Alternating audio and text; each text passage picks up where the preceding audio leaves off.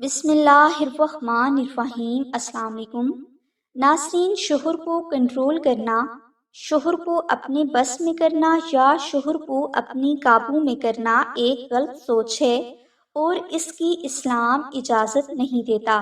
لیکن اگر آپ شوہر کو کنٹرول کرنے سے مراد شوہر کی محبت لیتے ہیں تو یہ ہر بیوی کا شرعی حق ہے۔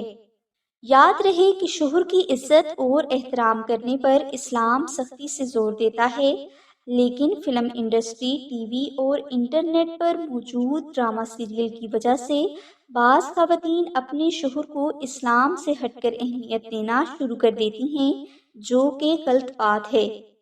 شوہر میں بے شمار خرابیاں ہو سکتی ہیں، لیکن اس کا مطلب یہ نہیں کہ کوئی خاتون اپنے شوہر کی خرابیاں دور کرنے کے لیے اس سے سخت الفاظ استعمال کرے، بلکہ آپ کو چاہیے کہ آپ اپنے شوہر کی کوتاہیاں اللہ کی بارگاہ میں پیش کریں، یعنی آپ سورہ آل عمران کی آیت 26 کا وظیفہ صرف 14 دن تک محبت سے کر لیں۔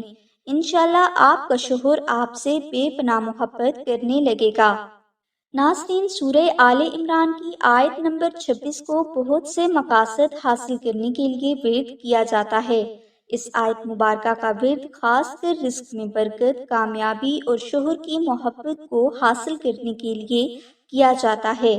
اگر کوئی بہن اپنے شوہر کی محبت حاصل کرنا چاہتی ہے اور یہ بھی چاہتی ہے کہ اس کی شادی شدہ زندگی میں ہمیشہ خیر و برکت اور خوشحالی رہے، تو وہ بہن سورہ آل عمران کی آیت 26 کا وظیفہ کرے۔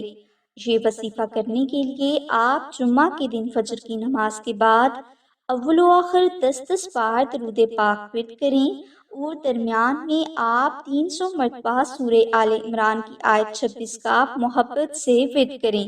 یہ وظیفہ آپ نے 14 دن تک جاری رکھنا ہے۔